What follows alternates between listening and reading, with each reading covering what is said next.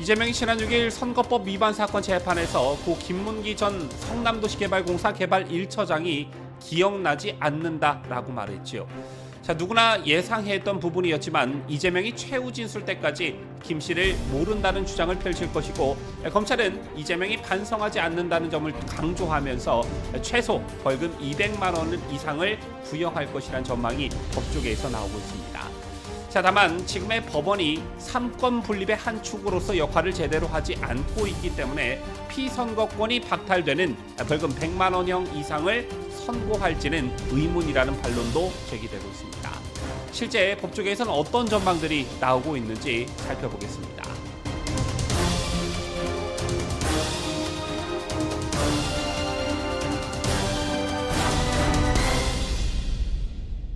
시청자 여러분 안녕하십니까? 뉴스데일리 베스트 민해커입니다. 자, 오늘 아침 중앙일보를 보면 10월 10일 여의도 요동치나라는 제목의 분석 전망 기사가 실려 있었습니다.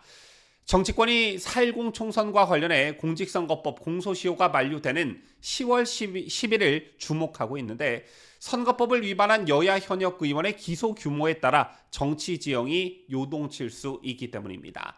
선거법 공소시효가 끝나는 10월 10일을 기점으로 20-30명 이상의 현역 의원이 선거법 위반 혐의로 재판에 넘겨질 거란 관측이 나오고 있는데, 선거법 위반 수사 대상에 올랐다는 건 아시다시피 정치인에겐 공포 그 자체로 알려져 있지요. 자, 벌금 100만 원 이상형이 확정될 경우 의원직 상실은 물론이고 형의 경중에 따라 향후 5년에서 10년간 피선거권이 박탈되기 때문입니다. 더군다나 이번 22대 국회의 경우 여야가 강하게 충돌하는 양상을 보이고 있기 때문에 10월 이후 상황을 가정한 다양한 시나리오가 흘러나오고 있습니다. 자, 먼저 민주당에서는 용산에서 선거법 위반 등의 수사를 통해 민주당 내지 야당 국회의원을 20명 이상 날리겠다고 한다, 이런 말이 나오고 있습니다. 실제 더불어민주당 김승원 의원이 방송에 나와 이런 얘기를 했는데요. 자, 까불면 수사로 날릴 수 있다는 압박을 진행하고 있다, 이런 말도 덧붙였습니다. 또한 여권과 관련해서도 여권 분열 시나리오가 나오고 있습니다.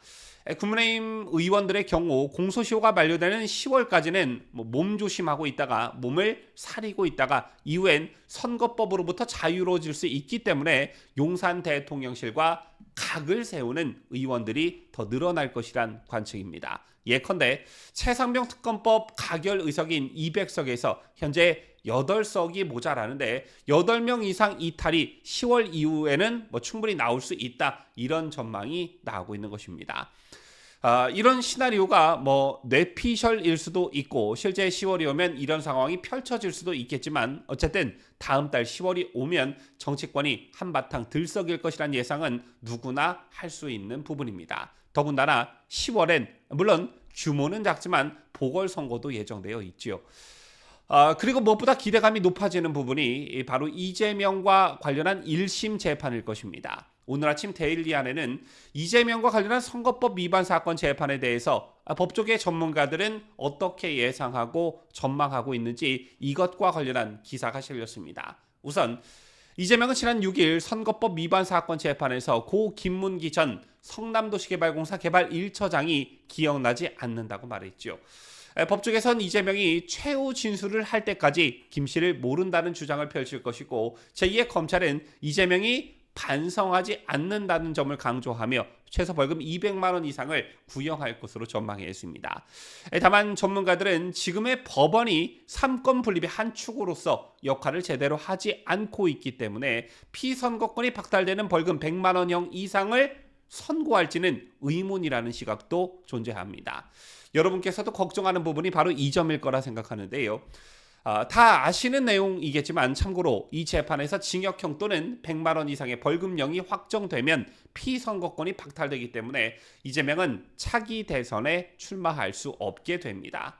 자, 먼저 법무법인 건양의 최건 변호사는 데일리안에 이 사건에 대한 국민적 관심사도 높고 이재명이 반성도 하지 않고 있기 때문에 검찰 입장에선 실형을 구형할 가능성이 높을 것이라고 전망했습니다. 다만 대법원 확정 판결이 나려면 시간이 꽤 소요될 듯하다, 이렇게 예상했는데요.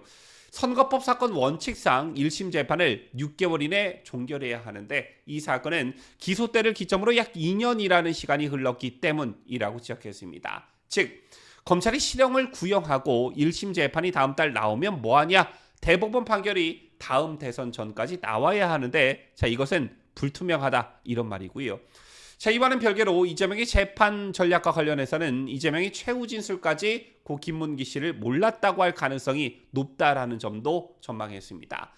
아시다시피 이재명은 재판을 지연시키고자 하는 목적으로 의정활동 등을 명분으로 출석을 최대한 미뤄왔고 특히나 방어권 행사 차원이라며 여러 명의 증인을 대거 재판정으로 부르기도 했었지요. 자, 이런 이재명이 최후 진술에서 그간 입장을 번복하기 만무하다. 즉 자신의 혐의를 인정하고 반성하는 태도를 보임으로써 피선거권이 박탈되는 벌금형 100만 원 이하를 노릴 가능성 낮다라는 것입니다. 지금 와서 고 김문기 처장을 알았다고 할 경우엔 지금까지 한 주장에 대한 어떤 신빙성을 뒤집는 결과를 낳기 때문이라는 게 최 변호사의 설명이었습니다. 자 그리고 그 다음 김소정 변호사의 경우 우선 검찰의 구형과 관련해서는 검찰이 최소 벌금 200만 원 이상의 구형을 할 것으로 내다봤습니다. 공직선거법 재판의 경우 재판부가 보통 피선거권 박탈이 되지 않는 벌금 90만 원형을 선고하는 때가 많은데 검찰이 이를 고려해 90만 원의 2배가 넘는 금액을 구형하기 때문이라는 게 김 변호사의 설명이었습니다.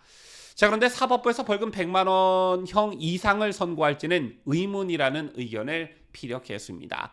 삼권 분립의 한 축으로서 그 역할을 제대로 하지 않고 있는 것이 지금의 재판부이기 때문이라면서 재판부를 비판하는 발언을 내놓았는데요. 같은 맥락에서 법원이 2년이라는 긴 시간 동안 사건기를 진행하는 것으로 미뤄볼 때 소극적 판단을 할 가능성도 충분하다는 게 김 변호사의 전망이었습니다. 그리고 법무법인 청의 곽준호 변호사는 현재까지 나온 증거들이 명백한 만큼 이재명이 무죄를 선고받을 가능성은 낮다라고 전망했습니다. 특히 위증교사 사건은 이재명으로부터 위증교사를 받았다고 주장하는 증인도 있기 때문에 무죄 가능성은 더욱 희박하다는 것입니다. 아시다시피 이 사건의 핵심 인물인 김진성 씨의 경우 일관되게 위증을 했다고 증언하고 있지요. 지금까지 법조계에서 이재명의 공직선거법 위반 사건에 대한 1심 판결을 어떻게 전망하고 있는지 살펴봤습니다. 종합하자면 검찰의 구형량과 관련해서는 다들 자신 있게 말하는데 사법부의 판결과 관련해서는 다소 걱정되는 부분이 많아 보이는 게 사실입니다. 저 또한 이런 걱정과 우려를 가지고 있는데요.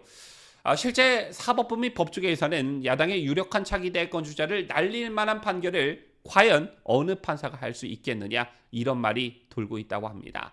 자 바로 이 부분이 변수가 될 것으로 보여지는데 어쨌든 한 가지 확실한 것은 이쪽이든 저쪽이든 10월 달엔 한바탕 난리가 날 것은 분명해 보입니다.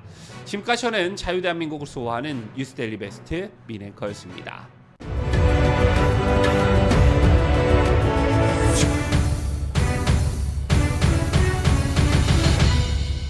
함께해요. 뉴스 데일리 베스트